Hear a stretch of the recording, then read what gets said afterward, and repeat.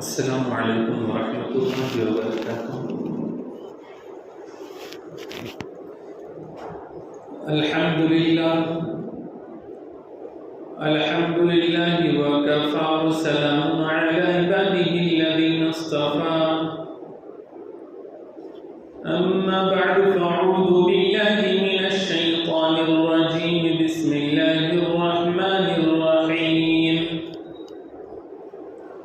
ولا تهنوا ولا تحزنوا وأنتم الأعلون إن كنتم مؤمنين، صدق الله مولانا العظيم۔ وقال النبي صلى الله عليه وسلم: ألا كلكم راع وكلكم مسؤول عن رعيته، أو كما قال عليه الصلاة والسلام۔ وصدق رسوله النبي الأمي الكريم، نحن على ذلك لمن الشاهدين والشاكرين، والحمد لله رب العالمين۔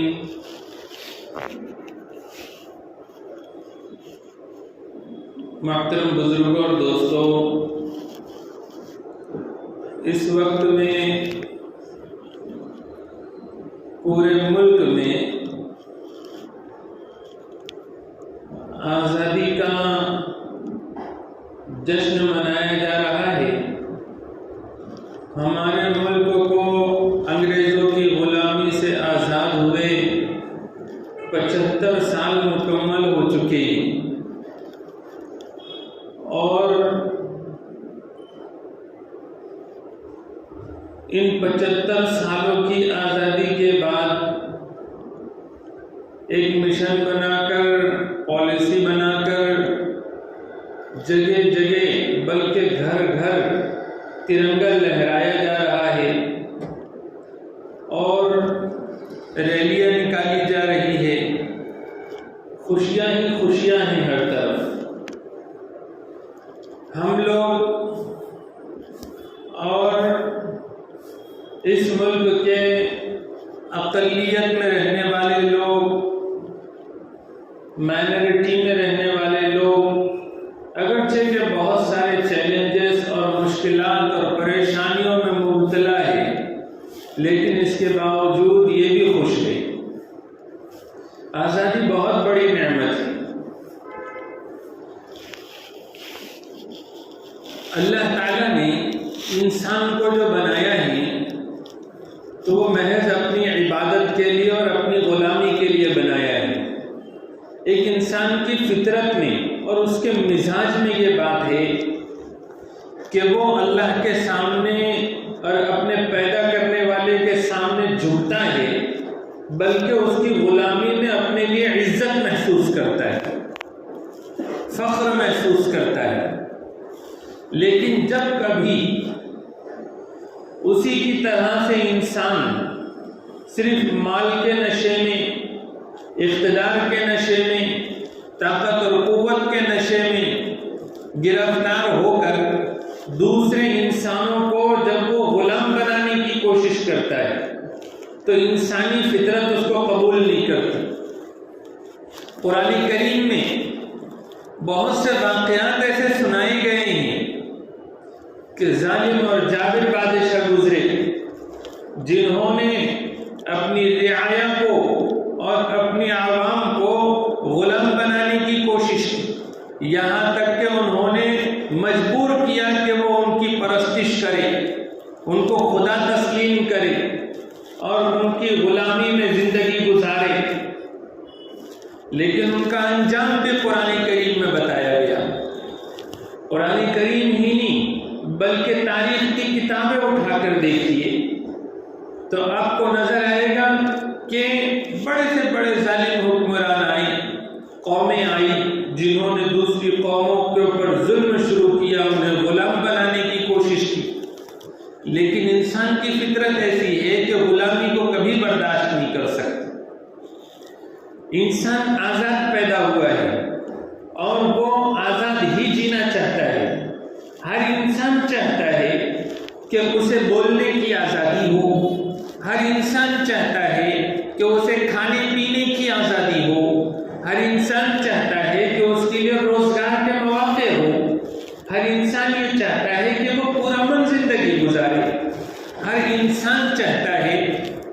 کہ اس کو شادی بیاہ میں اپنے طور طریقوں کو اپنانے کی اجازت ہو، اپنے حساب سے اس کو مذہب اور اپنی آئیڈیالوجی سیٹ کرنے کی اجازت ہو، اور یہ انسان کا بنیادی حق ہے۔ اور جب اس کو زور زبردستی کے ساتھ کچلنے کی کوشش کی جاتی ہے تو پھر انسان ایسی غلامی کو برداشت نہیں کرتا۔ ہمارے اپنے ملک میں آج سے تقریباً 250 سال پہلے انگریز آئے، تجارت کے عنوان سے آئے کہ یہاں تجارت کرنی ہے، لیکن دھیرے دھیرے انہوں نے کاروبار اور روزگار سے آگے بڑھتے ہوئے سیاست میں دخل دینا شروع کیا، اور اندرونی طور پر اس ملک کے سیاہ و سفید کے مالک بننے کی کوشش شروع کر دی۔ اس وقت میں بھی کچھ ایسے جیالے تھے، ایسے دانشمند تھے اور ایسے غیور اس ملک کے سپوت تھے کہ جو محسوس کر رہے تھے کہ ملک غلامی کی طرف جا رہا ہے، اور انگریز دھیرے دھیرے ایسا کنٹرول حاصل کر رہے ہیں کہ اس ملک میں ان کا سکہ چلے اور دوسرے سارے اس ملک کے باشندے ان کے غلام اور ان کے رحم و کرم پر آ جائے۔ یہی وجہ ہے کہ اس وقت کے جو غیرت مند اس دیش کے محبت کرنے والے لوگ تھے، اور جن کے مذہب نے اور جن کی سوچ اور فکر نے، جن کی آئیڈیالوجی نے غلامی کو ناپسند کرنے کی تعلیم دی تھی، تو ان لوگوں نے سب سے پہلے انگریزوں کے خلاف پنجہ آزمائی تھی۔ 1750 میں ہی جدوجہد شروع ہو گئی تھی کہ انگریزوں سے اپنے دیش کو بچانا ہے، کیونکہ اگر نہیں بچایا گیا اور ان کو اس طرح سے کھلا چھوڑ دیا گیا تو یہ ملک غلام ہو جائے گا۔ نواب سراج الدولہ کے جو دادا تھے علی وردی، انہوں نے سب سے پہلے انگریزوں کے ان عزائم کو بھاپا اور پھر ان کے خلاف کھڑے ہو گئے۔ ان کے بعد ان کے یہ نواسے نواب سراج الدولہ نے متعدد جنگیں لڑی، لیکن چونکہ ان کا دربار سازشوں کا اڈا بن گیا تھا تو وہ کامیاب نہ ہو سکے۔ لیکن اسی وقت سے آزادی کی جدوجہد شروع ہوئی، اگرچہ کہ پورا ملک غلام نہیں بنا۔ پھر ٹیپو سلطان اور حیدر علی رحمہ اللہ کو کون بھول سکتا ہے؟ ان کے تذکرے کے بغیر تو آزادی کی جو جدوجہد ہے اس کا تذکرہ یہ ادھورا رہ جائے گا۔ یہ دکن کے علاقے کے فرما روا نواب حیدر علی، انہوں نے بھی انگریزوں کے ساتھ پنجہ آزمائی کی۔ اس کے بعد ان کے بیٹے ٹیپو سلطان نے 4 جنگیں لڑی، اور ان لوگوں کا انگریزوں کے خلاف جو جدوجہد کرنے کا پلان تھا اور ان کا جو طریقہ کار تھا، جو ان کے اندر جو آزادی کی جو شمع تھی، جو ان کے اندر ولولہ تھا، اور غلامی کی جو نفرت ان کے دلوں میں تھی، تو اس کا اندازہ اس بات سے لگایا جا سکتا ہے کہ انگریز اگرچہ کہ پورے ملک کے چپے چپے پہ کنٹرول حاصل کر چکے تھے، لیکن اس کے باوجود جب تک ٹیپو سلطان رحمۃ اللہ علیہ شہید نہیں ہوئے، اس وقت تک ان کو ہمت نہیں ہوئی کہ وہ یہ کہہ سکے کہ اب ملک ہمارا ہے۔ ٹیپو سلطان شہید رحمۃ اللہ علیہ کا مشہور مقولہ ہے کہ گیدڑ کی 100 سالہ زندگی کے مقابلے میں شیر کی 1 دن کی زندگی بہتر ہے، اور انہوں نے اپنے عملی کردار سے اور اپنی شہادت پیش کر کر اس کا ثبوت دیا۔ جب 1800 صدی شروع ہوئی، 1800 عیسوی شروع ہوئی، تو اس وقت میں تو حال یہ ہو گیا کہ ایسٹ انڈیا کمپنی یہ کہنے لگی کہ ملک بادشاہ سلامت کا ہے اور مخلوق وہ تو خدا کی ہے، اور حکم چلے گا تو کمپنی بہادر کا چلے گا۔ اس وقت میں ہمارے اکابرین نے، شاہ ولی اللہ محدث دہلوی رحمۃ اللہ علیہ نے جو تحریک شروع کی تھی، اس تحریک تحریک کے جانشین ان کے فرزند شاہ عبدالعزیز محدث دہلوی رحمۃ اللہ علیہ نے 1803 میں وہ تاریخی فتویٰ لکھا کہ یہ ملک دارالحرب بن چکا ہے اور انگریزوں کے خلاف جہاد فرض ہو چکا ہے۔ اس فتوے کا اثر یہ تھا کہ پھر اب اس تحریک سے وابستہ افراد نے ملک کے چپے چپے پر آزادی کا احساس اور آزادی کی طلب لوگوں کے دلوں میں پیدا کی اور ایک ہمت اور جرأت پیدا کرنے کا کام اس فتوے نے کیا۔ وہی سلسلہ آگے چلتا رہا۔ شاہ سید احمد شہید رحمۃ اللہ علیہ، شاہ اسماعیل شہید رحمۃ اللہ علیہ، اور اس کے بعد میں پھر 1857 کا جو غدر ہوا وہ غدر پیش آیا کہ اس ملک کے دوسرے بھی سماج کے لوگ ساتھ میں جڑ کر اور یہ علماء کرام کی سرکردگی میں انہوں نے بہادر شاہ ظفر کی کمان میں ایک پورے ملک میں غدر انگریز حکومت کے خلاف برپا کر دیا۔ متعدد جنگیں ہوئی۔ مظفر نگر شاملی کے میدان کی وہ جنگ جس کی قیادت جس کے امیر حاجی امداد اللہ مہاجر مکی رحمۃ اللہ علیہ تھے اور جس کی قیادت مولانا قاسم نانوتوی رحمۃ اللہ علیہ اور مولانا عبدالرشید گنگوہی رحمۃ اللہ علیہ، مولانا منیر نانوتوی رحمۃ اللہ علیہ فرما رہے تھے۔ اور وہاں پر اگرچہ کہ مسلمانوں کو شکست ہوئی اور پھر اس میں حافظ ضامن شہید رحمۃ اللہ علیہ شہید ہوئے اور اس میں مولانا قاسم نانوتوی گولی سے زخمی ہوئے، ان کے خلاف گرفتاری کے وارنٹ ہوئے لیکن وہ گرفتار نہیں ہو سکے، اور مولانا رشید احمد گنگوہی یہ قید و بند کی صعوبتیں جھیل کر 6 مہینے کی واپس آئے۔ اس وقت تک تو صورتحال ایسی ہو گئی تھی کہ اس ملک کے باشندوں پر ظلم کے پہاڑ توڑے جا رہے تھے۔ کون سا ایسا ظلم تھا جو انگریزوں نے روا نہ رکھا ہو؟ اور پھر ساتھ ساتھ انہوں نے اب لوگوں کی مذہبی آزادی بھی چھیننی شروع کر دی اور اپنی عیسائی مشنری کو لے کر آئی۔ اب اس ملک کے باشندوں کے لیے ایک نیا مسئلہ یہ بھی پیدا ہو گیا، اپنی جان کے ساتھ، اپنے مال کے ساتھ، اپنی عزت اور وقار کے ساتھ، اور ان کو اپنے دیگر حقوق کے چیلنجز کے ساتھ ساتھ ایک بڑا مسئلہ یہ پیدا ہو گیا کہ اس ملک کے باشندے اپنے دین پر، اپنے مذہب پر باقی رہ سکیں گے کہ نہیں رہ سکیں گے۔ اب اس معاملے میں سب سے زیادہ حساس اگر کوئی قوم واقع ہوئی ہے تو مسلمان واقع ہوئی ہے۔ مولانا قاسم نانوتوی رحمۃ اللہ علیہ، مولانا رشید احمد گنگوہی رحمۃ اللہ علیہ اور ان اکابرین نے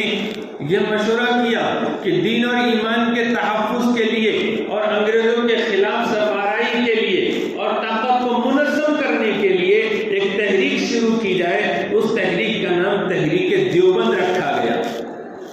اور پھر 1866 میں دارالعلوم دیوبند کی بنیاد ڈالی گئی۔ کوئی بہت بڑی عمارت نہیں تھی، ایک درخت تھا انار کا، اس درخت کے نیچے جماعت شروع ہوئی۔ ملا محمود نامی ایک استاد اور محمود حسن نامی ایک شاگرد، اور وہاں سے اس مدرسے کی بنیاد پڑی۔ اس مدرسے کے جو پہلے شاگرد تھے مولانا حسین احمد، مولانا محمود حسن دیوبندی رحمۃ اللہ علیہ، جن کا ترجمہ قرآن ہے ترجمہ شیخ الہند کے نام سے، جو انہوں نے جب کالا پانی کی سزا ہوئی تو اس وقت میں انہوں نے اس کی لکھنے کی شروعات کی، اور انہوں نے تحریک ریشمی رومال کی جو تحریک شروع کی 1912 میں، تو وہ تحریک ایسی ہماگیر تھی کہ اندرونی طور پر بھی نیٹ ورک ایسا مضبوط بنایا گیا تھا انگریز حکومت کے خلاف، اور بیرونی طاقتوں کو بھی ساتھ میں جوڑنے کی انتھک کوششیں ہوئی تھی۔ مسلم اور دیگر حکومتوں سے روابط بنائے گئے تھے۔ ان کے سب سے بڑے کمانڈر اگر کوئی تھے جو اس کام کو آگے لے کر چل رہے تھے تو ان کے شاگرد مولانا عبید اللہ سندھی رحمۃ اللہ علیہ، جنہوں نے افغان حکومت کو تیار کیا تھا کہ وہ اس ملک کی آزاد ہند حکومت وہاں پر قائم کر سکے اور بیرونی حملہ کیا جا سکے۔ اگر وہ تحریک کامیاب ہو جاتی تو ملک بہت پہلے آزاد ہو جاتا اور ملک کا نقشہ بھی کچھ اور ہوتا۔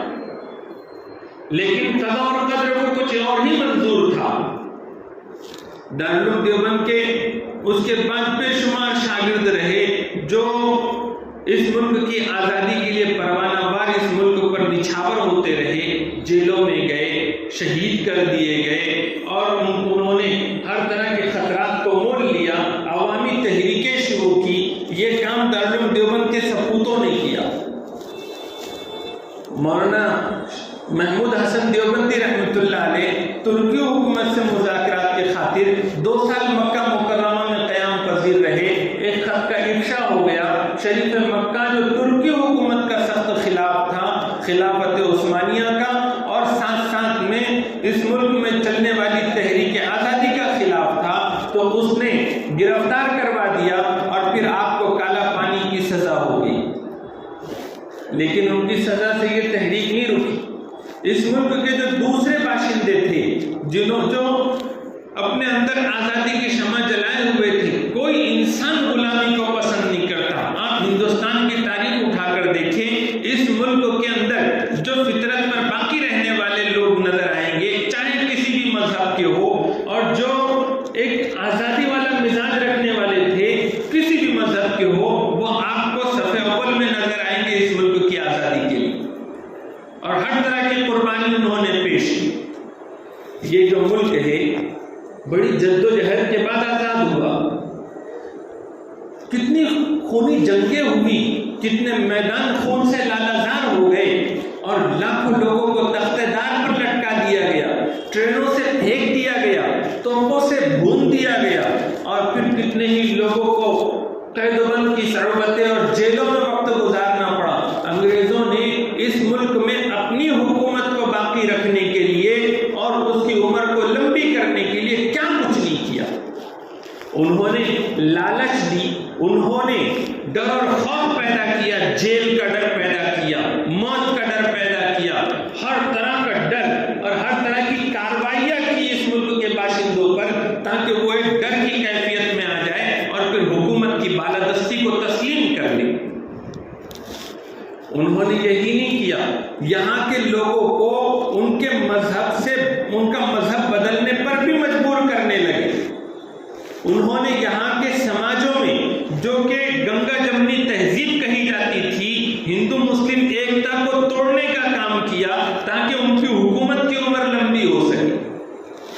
انہوں نے ایک قوم کو دوسری قوم کا دشمن بنایا، انہوں نے تاریخ کے ساتھ چھیڑ چھاڑ کی اور تاریخ کو بدلنے کی کوشش کی، اور لوگوں کے سامنے غلط سلط تاریخ مسجدوں کی اور مندروں کی پیش کرنا شروع کر دی۔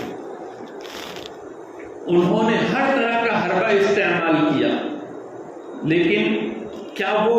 اپنی بالادستی کو اور لوگوں کو، اس ملک کے باشندوں کو غلام بنانے میں اور غلام ہمیشہ باقی رکھنے میں کامیاب ہو گئے؟ کیا ان کا اقتدار باقی رہ سکا؟ بالآخر نتیجہ نکلا، لوگوں نے تشدد والے راستے بھی استعمال کیے ملک کی آزادی کے لیے، بعد میں عدم تشدد یعنی کہ بغیر ہتھیار اٹھائے کے اور عوامی تحریکوں کے، پرامن احتجاج اور تحریکوں کے ذریعے سے ملک کی آزادی کی آواز اٹھائی جائے، یہ ایک نیا طریقہ نئے دور کا جاری ہوا۔ لیکن علماء کرام اس میں بھی پیچھے نہیں تھے، کیونکہ وہ مکی دور دیکھے ہوئے تھے کہ حضور صلی اللہ علیہ وسلم اور صحابہ کرام جب ظاہری طور پر مغلوبیت والے عالم میں تھے تو وہ کس طرح سے اپنے حقوق کی جدوجہد عدم تشدد کے طریقے پر کرتے تھے کہ بلال حبشی کو مارا جا رہا ہے، پیٹا جا رہا ہے، لیکن پھر بھی ان کی زبان سے بس ایک ہی نعرہ ہے، احد احد، صرف ہم اللہ کی غلامی اختیار کرتے ہیں، صرف اللہ کے ہم غلام ہیں اور اسی کی بندگی کرتے ہیں۔ خباب اور خبیب کو دیکھیے، عمیر کو دیکھیے، اور مکہ مکرمہ کے وہ 13 سال جو جدوجہد کے گزرے ہیں، تو اس میں کہیں آپ کو ایسا نہیں ملے گا کہ کوئی مسلمان نے کسی اپنے اوپر ظلم کرنے والے کے اوپر ہاتھ اٹھایا ہو۔ تو علماء کرام بھی عدم تشدد والی جو جدوجہد آزادی ہے آخر دور کی، اس میں بھی وہ پیش رہے اور گاندھی جی کے ساتھ رہے۔ 1919 میں پھر حضرت شیخ الہند رحمۃ اللہ علیہ، مولانا حسین احمد مدنی رحمۃ اللہ علیہ، مولانا ابوالکلام آزاد رحمۃ اللہ علیہ، اور اسی طرح سے اور دیگر مولانا شوکت علی رحمۃ اللہ علیہ اور دیگر ہمارے جو اکابرین تھے، ان لوگوں نے غور و فکر کیا کہ ملک آزادی کی طرف بڑھ رہا ہے، ہم لوگ منتشر ہو کر اور الگ الگ پلیٹ فارم سے آزادی کی لڑائی لڑ رہے ہیں، لیکن ملک آزاد ہوگا تو ملک کی آزادی میں ہماری حصہ داری کے لیے اور اسی طرح سے آنے والے وقت میں مسلمانوں کے حقوق کے تحفظ کے خاطر ہمیں چاہیے کہ ہم ایک ایسا پلیٹ فارم تشکیل دیں کہ جس کے جھنڈے کے نیچے ہم آزادی کی لڑائی بھی لڑیں اور بعد میں مسلمانوں کے حقوق کی لڑائی بھی لڑیں، کیونکہ اس وقت کی صورتحال ایسی تھی کہ اسی وقت سے مسلمانوں کی قربانیوں کو نظر انداز کرنے کی کوشش کی جا رہی تھی، اسی وقت سے صورتحال ایسی بن گئی تھی کہ مسلمانوں کو حاشیے پر کرنے کی کوشش کی جا رہی تھی۔ تو پھر ان اکابرین نے جمعیت علماء ہند کی بنیاد ڈالی اور جمعیت علماء ہند کا قیام عمل میں آیا، جس کے پہلے صدر مولانا شیخ الہند رحمۃ اللہ علیہ رہے، پھر مفتی کفایت اللہ رحمۃ اللہ علیہ رہے، اس کے بعد مولانا حسین احمد مدنی رحمۃ اللہ علیہ رہے، مولانا حفظ الرحمان صاحب نے کتنے بڑے کارنامے انجام دیے آزاد ملک میں بھی۔ یہ ایک مختصر سی میں نے تاریخ اس لیے سنائی کیونکہ یہ جو آج پورے ملک میں جشن منایا جا رہا ہے، جن خوشیوں میں ہم بھی شریک ہیں، لیکن سوال یہ پیدا ہوتا ہے کہ ترنگے لہرا دینے سے، سوال یہ پیدا ہوتا ہے کہ جشن منا لینے سے، ریلی نکال لینے سے اور اپنے وطن کے ساتھ محبت کے نعرے لگا دینے سے کیا یہ جو ہمارے اکابرین، ہمارے اسلاف، ہمارے یہ ملک کے معمار، چاہے وہ کسی بھی دھرم کے ہو، جنہوں نے اس ملک کو آزاد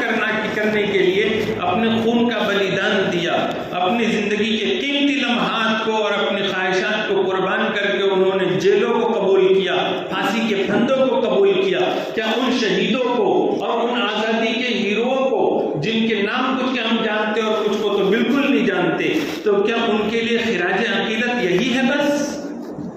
ان کا اصل خراج عقیدت کیا ہے؟ اصل خراج عقیدت تو یہی ہے کہ جو 15 اگست 1947 میں ملک کی آزادی کی صورت میں ہمیں یہ آزادی نصیب ہوئی ہے، اس آزادی کی ہم قدر کرتے ہیں۔ اگر ہم آزادی کی قدر نہ کریں اور پھر کتنے ہی نعرے ہم دیش بھکتی کے لگائیں تو کیا ہم ہمارے پرکھوں کی جو قربانیاں ہیں تو اس کو خراج تحسین پیش کرنے والے شمار ہوں گے؟ ایک بیٹا اپنے باپ کے حقوق ادا نہ کرے، مارے پیٹے اور سب طرح کے ظلم روا رکھے اور پھر کہے کہ میرے ابا جنت کے دروازوں میں سے ایک دروازہ ہے اور میرے دل میں ان کا بہت احترام اور بہت محبت ہے، تو ایسے آدمی کو جھوٹا نہیں کہیں گے تو کیا کہیں گے؟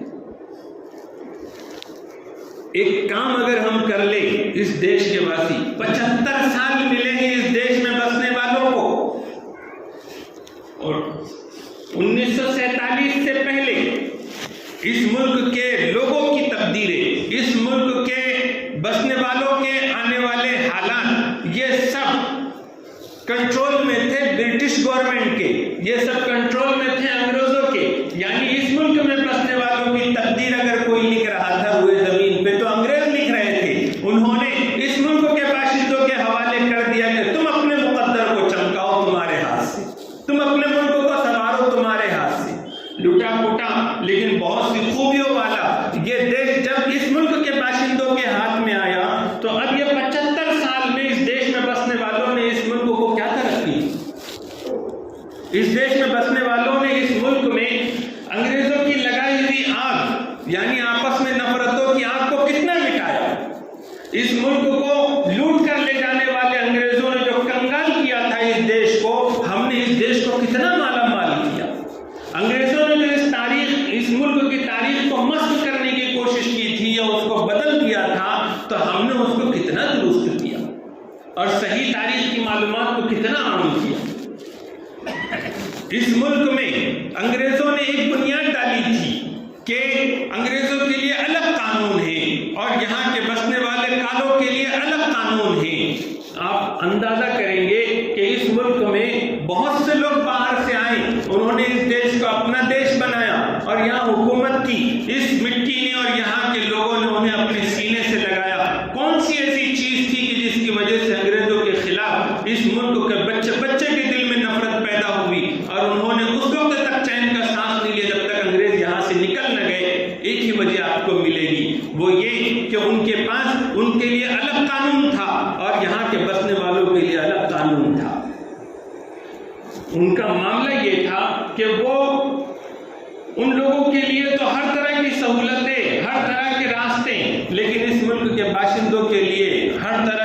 مشکلات، ہر طرح کی پریشانیاں،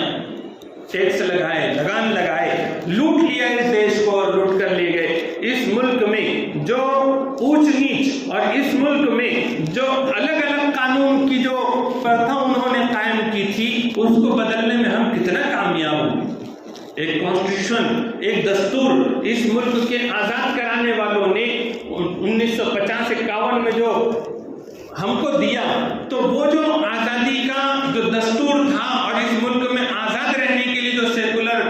دستور بنایا گیا تھا، اس دستور کی بحالی کے لیے ہم نے کیا کیا؟ کتنا ہم نے بھید بھاؤ کو ختم کیا، کتنی مساوات لے کر آئے، کتنا عدل و انصاف لے کر آئے، کتنا ہم نے اس ملک کو ترقی دی، کتنی اس کی سرحدوں کو مضبوط کیا، اور کتنا اس ملک میں غریبوں کو ختم کرنے کی کوششیں کی۔ صورتحال آپ سب کے سامنے ہے۔ اس ملک کا ہر باشندہ، جو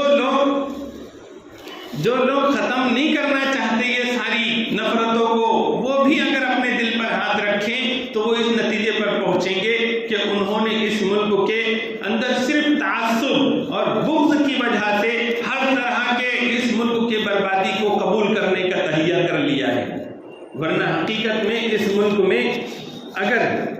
ایمانداری کے ساتھ اور پوری ذمہ داری کے ساتھ اگر اس ملک کے باشندے، عام لوگ باشندے اگر یہ چاہتے کہ جو اب آزادی ملی ہے، اس آزادی کو اب صحیح ڈھنگ سے ہمیں باقی رکھنا ہے اور اب ہمیں کبھی کسی کا غلام نہیں بننا ہے، تو ایسے راستے موجود تھے کہ ہم اپنی آزادی کو بچا پاتے۔ اس وقت میں جس کی لاٹھی اس کی بھینس والا معاملہ چل رہا ہے، غریب سے غریب تر ہوتا جا رہا ہے، امیر لوگ امیر ہوتے جا رہے ہیں، چند کارپوریٹ سیکٹر جو ہے تو وہ بس ان کے ہاتھ میں ساری دولت سمیٹی جا رہی ہے۔ اسی طرح سے حکومت کی باغ ڈور بھی چند سرمایہ دار لوگوں کے ہاتھ میں جا رہی ہے۔ اسی طرح سے اس ملک کے جو باشندوں میں اونچ نیچ اور بھید بھاؤ پروان چل رہا ہے، اس ملک میں انصاف نام کی چیز بھی ختم کرنے کی کوششیں کی جا رہی ہے۔ میڈیا پر قبضہ ہو گیا ہے، عدالتوں سے کبھی کبھی انصاف کے فیصلے سننے کو مل رہے ہیں۔ یہ ساری جو چیزیں ہو رہی ہے تو یہ کس وجہ سے ہو رہی ہے؟ ایک بات سمجھیے، چونکہ بیان کا وقت ختم ہو رہا ہے، ایک بنیادی بات میں آپ کو بتاؤں کہ ایک وہ لوگ ہوتے ہیں کہ جو دوسروں کو غلام بنانا چاہتے ہیں، ایک وہ لوگ ہوتے ہیں جو غلام بنائے جاتے ہیں، اور ایک چیز وہ ہوتی ہے جو غلامی کی زنجیروں کو مضبوط کرنے کا مشین ہوتی ہے یا پھر اس کا طریقہ ہوتا ہے۔ سوال یہ پیدا ہوتا ہے کہ جو لوگ کسی کو دوسروں کو غلام بنانا چاہتے ہیں تو وہ کیوں بنانا چاہتے ہیں؟ دو وجہ ہوتی ہیں۔ ایک تو یہ ہوتی ہے کہ ان کے پاس انا ہے، غرور ہے، تکبر ہے اور طاقت کا نشہ ہے، مال کا نشہ ہے، تو وہ دوسروں کو غلام بنانے کی کوشش کرتے ہیں۔ دوسری وجہ یہ ہوتی ہے کہ یہ انا اور غرور، گھمنڈ کے ساتھ ساتھ ان کے پاس ایسے اسباب اور سورس بھی ہوتے ہیں کہ جس کے بلبوتے پر وہ دوسروں کو غلام بنانے کی کوشش کرتے ہیں۔ سسٹم ہوتا ہے، پیسہ ہوتا ہے، دولت ہوتی ہے، طاقت ہوتی ہے۔ اور جو لوگ غلام بنتے ہیں تو غلام کیوں بن جاتے ہیں؟ تو دو وجہ سے۔ ایک تو یہ کہ ان کے اندر آزادی کا احساس نہیں رہتا، ان کے اندر سستی، غفلت، کاہلی بھری ہوئی ہوتی ہے، بہت کچھ کر سکتے ہیں لیکن کرنا نہیں چاہتے، اور دوسرے کچھ کرنا تو چاہتے ہیں لیکن ان کے پاس اسباب نہیں ہوتے، تو پھر وہ اپنی غلامی سے نجات نہیں پاتے، وہ اپنی آزادی کو بچا نہیں پاتے۔ تیسری چیز ہے کہ وہ سماجی اور معاشرتی نظام، سوشل نظام، قانونی نظام، یہ سارے جو نظام ہوتے ہیں تو یہ نظام بھی بڑا کردار ادا کرتے ہیں۔ شکر کرے کہ اللہ تعالیٰ نے ہمیں وہ موقع دیا ہے کہ ہم اپنی آزادی کو بچانے کے لیے دوسرے برادران وطن کو ساتھ لے کر ہم جدوجہد کر سکتے ہیں، اور پھر ہمیں جو سوشل نظام ملا ہوا ہے تو یہ تاریخی حقیقت ہے کہ گنگا جمنی تہذیب والا یہ ملک ہے. اس ملک میں کوئی بھی انصاف پسند ہندو آپ پوچھئے کہ وہ کیا غلامی کو پسند کرتا ہے. عیسائی کو پوچھ لیجئے, دلت کو پوچھ لیجئے, کسی بھی سماج کے لوگوں کو, تو کوئی غلامی کو پسند نہیں کرتا. ان کو ساتھ لینے کی ضرورت ہے. اور پھر اس ملک کے اندر آزادی کو بچانے کی جدوجہد کرنے کی ضرورت ہے. ہمیں بڑی خوشی ہے کہ ہمارے اس دیش کو آج 75 سال ہو گئے ہیں آزاد ہو کر, اور آنے والے وقت میں بھی کوئی گھبرانے جیسی چیزیں نہیں ہیں. اس ملک کی مٹی میں حریت اور آزادی بسی ہوئی ہے. کوئی کتنی بھی کوشش کر لے, لیکن یہ غلام اب انشاءاللہ کبھی آزاد, کبھی غلام نہیں ہوگا اور آزادی کی منزلیں طے کرتا چلے گا. بس ہمیں اپنی غلامی سے بچنے کے لیے اپنے سستی اور کاہلی کو ہٹانے کی ضرورت ہے, اور ساتھ ساتھ ایسے سورس پیدا کرنے کی ضرورت ہے جس سے ہم غلام نہ بن سکیں. اللہ پر ایمان اور توکل ہو. اللہ تعالیٰ نے جو احکامات دیے ہیں, جو شریعت دی ہے, اس کے اوپر اس کی پاسداری ہو اور اس کے اوپر مضبوطی سے عمل ہو, تو انشاءاللہ کسی قسم کی گھبرانے کی ضرورت نہیں ہے. میں نے جو قرآن کریم کی آیت پڑھی اس میں اللہ تعالیٰ نے فرمایا کہ تم گھبراؤ مت اور تم رنج مت کرو, تم ہی سر بلند رہو گے, تمہارا سر کبھی نیچے نہیں ہوگا. کب؟ اگر تم سچے پکے مومن رہو. دوسری ایک حدیث کا ٹکڑا میں نے سنایا تھا جس میں اللہ تعالیٰ نے فرمایا تم سب کے سب ذمہ دار ہو اور تمہیں اپنی ذمہ داری کے بارے میں قیامت کے دن پوچھ ہوگی. اللہ تعالیٰ ان دونوں چیزوں کا ہمیں احساس نصیب فرمائے. وآخر دعوانا الحمدللہ رب العالمین.